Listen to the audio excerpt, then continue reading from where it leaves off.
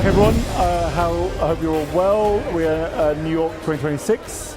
I'm delighted to be joined by Bill Pascrell, the third. Welcome. How are you? I'm good, Rory. How are you? Very good, very good. For those who don't know you, say a bit about yourself and what you do. So, Bill Pascrell III. Exactly. Affectionately, hopefully known as BP3. I adore being involved with you and Pierre Lind and the whole Next team. I think this is extraordinary. I can't believe 6 years ago when we launched this, how it's exploded, and it's a top-tier event. So I'm a lawyer, advisor, regulatory affairs counsel. I do work across the U.S. representing companies outside the U.S. here and organic companies in the U.S. And real quick, Rory, you know this. I was the lead guy that got iGaming into the States, representing PokerStars and Eastside Scheinberg, which was not a small feat. I was the lead quarterback for the repeal of PASPA, the 10-year campaign. And then more recently, bringing esports into the country, fixed odds horse racing, lottery courier, and now very interesting times dealing with sweeps and predictive markets. Very busy man, busy life. Fruitful life you've had. So we're here to talk, looking at the opportunities and issues that are helping. That's what primarily this event's about, talk about all that kind of stuff. So what do you think are one of the main issues or main opportunities that are happening right now? Well, first of all, I want to give you, particularly, Pierre and your leadership, Martin and team, a lot of credit for what you did just a year ago, where you had a siloed day on these other verticals, right? And, you know, people call it controversial. I don't think it is controversial. I think it's very similar to what we experienced in America with DFS, right? And they scaled. And look at the two biggest tier one sports betting operators were the DFS operators, right? And so people cast aspersions on them. And one thing's clear to me, that predictive markets are here to stay. It'll be a little bit rough and tumble. There'll be a lot of litigation. Lawyers will make a lot of money off it, but you know, I'm a promoter of it because I don't believe what a lot of people have said on panels today, and they're entitled to their opinion. They're not illegal, okay?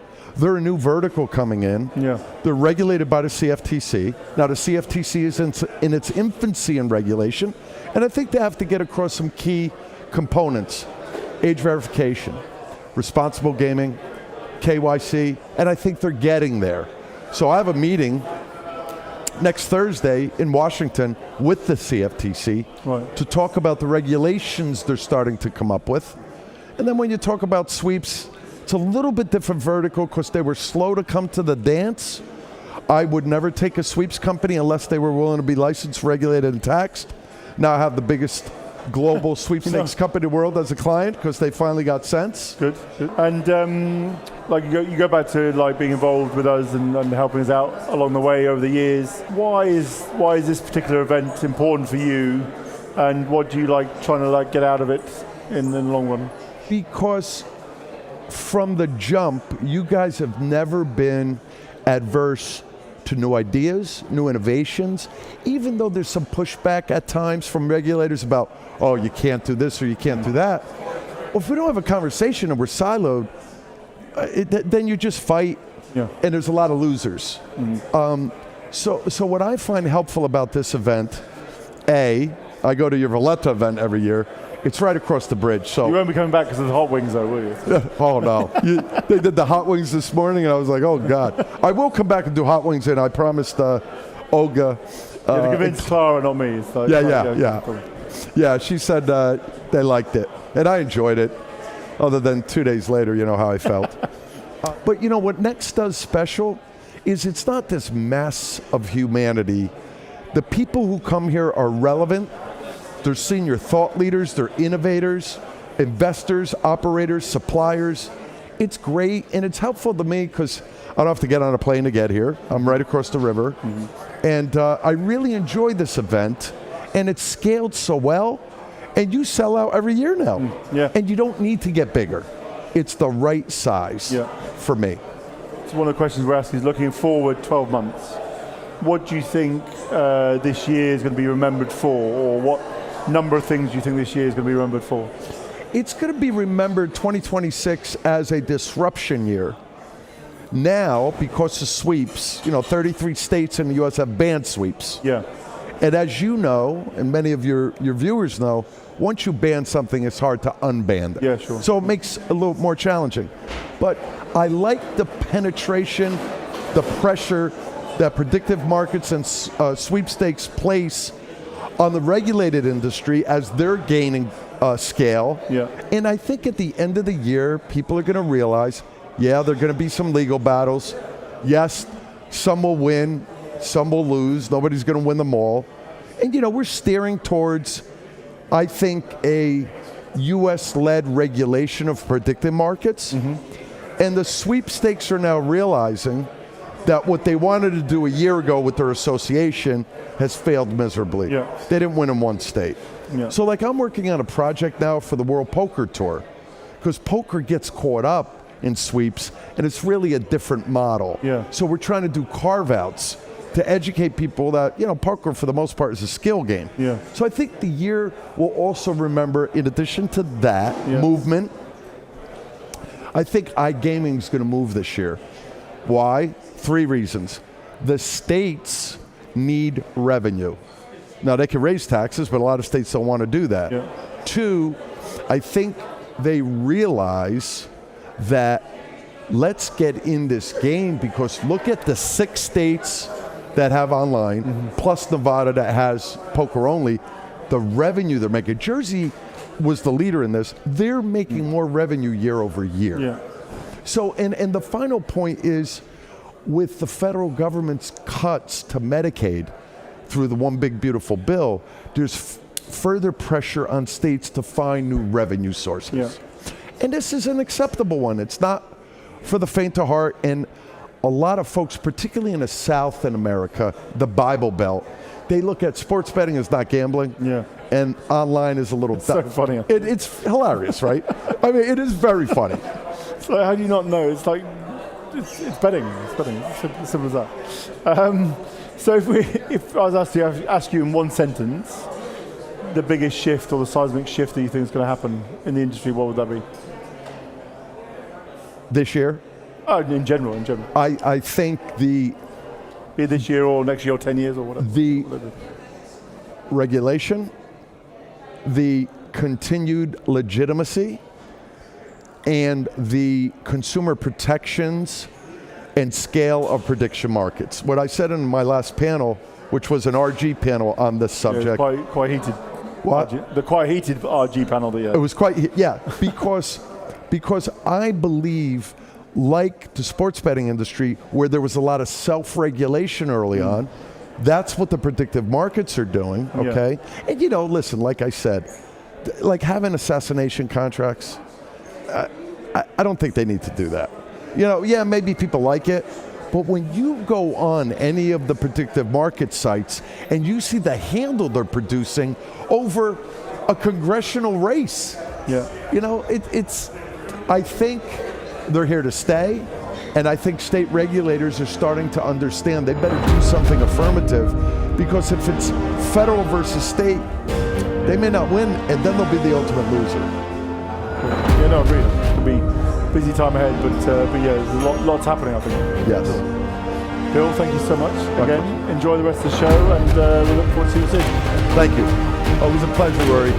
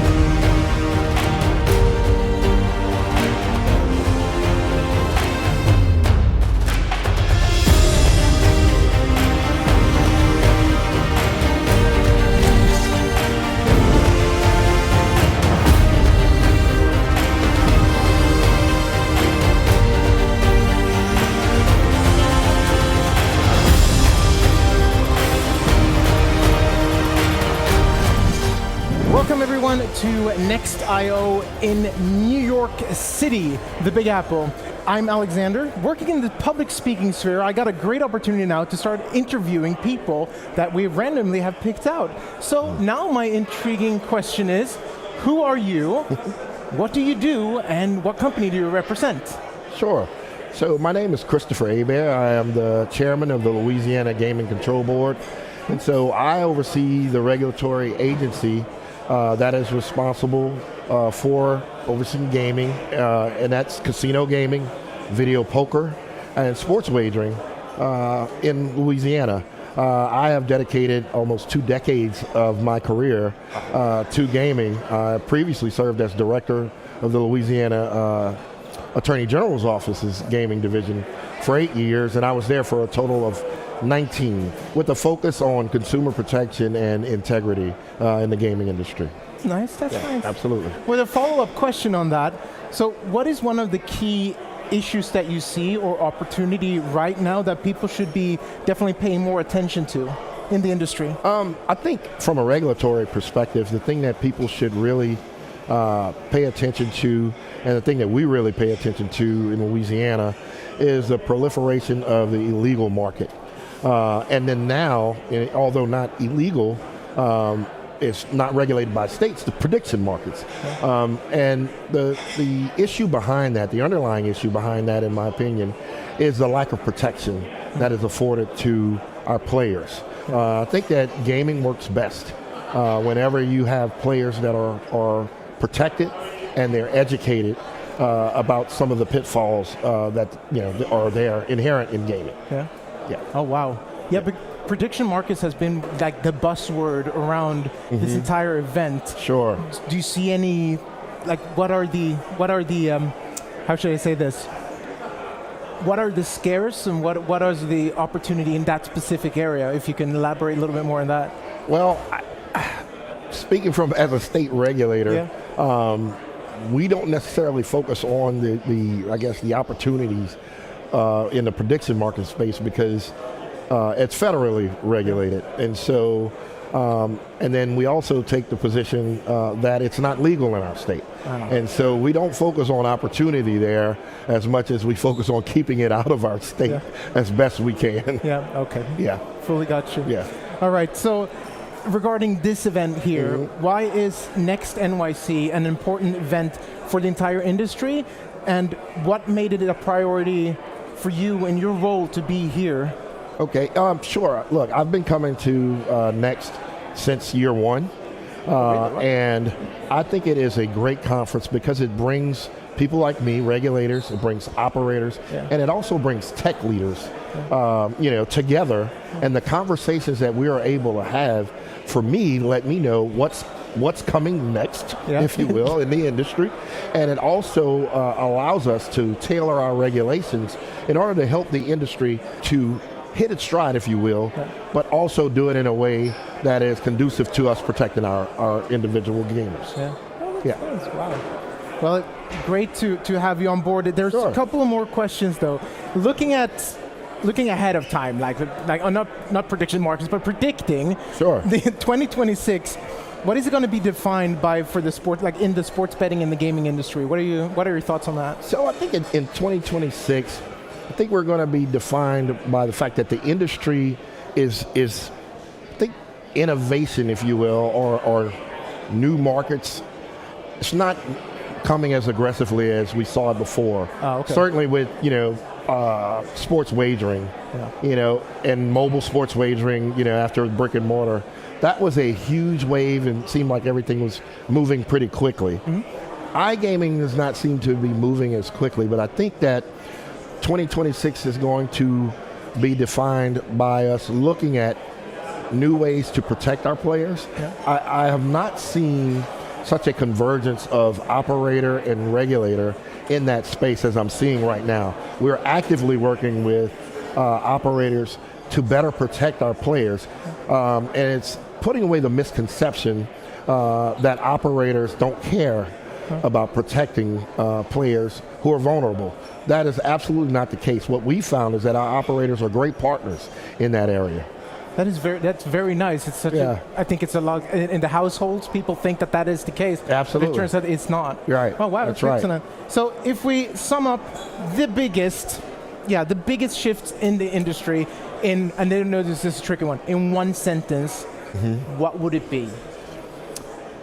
I think piggybacking on the question you previously asked, I think the biggest shift that I'm seeing is I guess I'll call it the cooperation, if you will, between all different segments of our gaming industry. And I'm happy to say that we're shifting from an area where it seemed like the operators are protecting their turf, regulators are protecting their turf, and other actors, other stakeholders in the gaming industry were doing the same. Now I see we're all coming together. And, maybe it took something like prediction markets to help bring us closer together.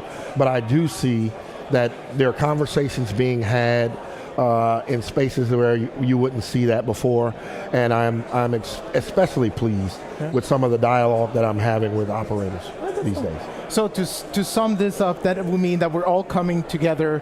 That would be the thing for the Absolutely, and I think the next conference is a perfect example of that. Look at all of the people collaborating here. Yeah. Excellent. Well, thank you so much for being here, and enjoy the rest of the day and Thank tomorrow. you. Thank you.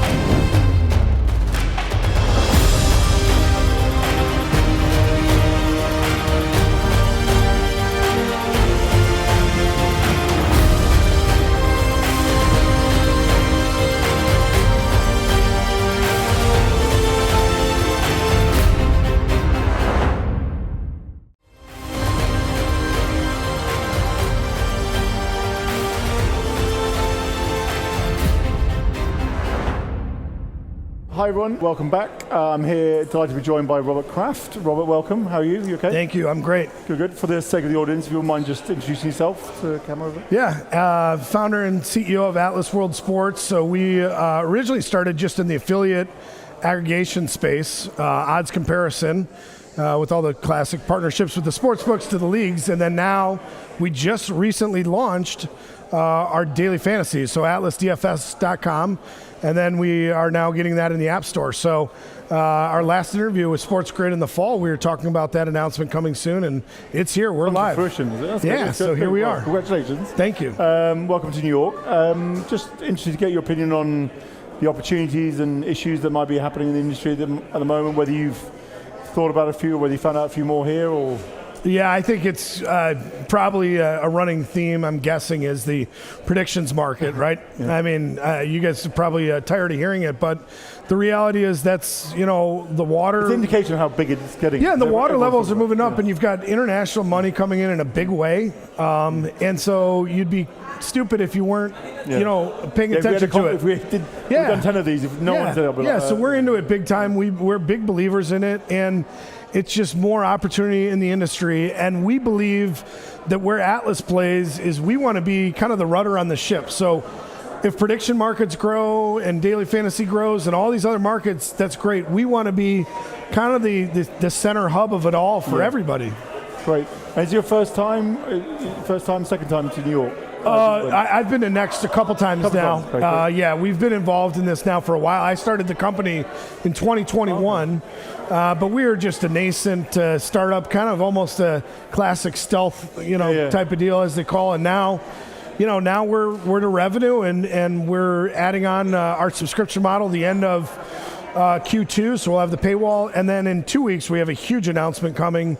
We've partnered with the largest airport loyalty group in the United States. They have 100 airports, so we have a big press release that'll be hitting. So by the time this airs, maybe it will already have been done. So maybe I'm not breaking news here.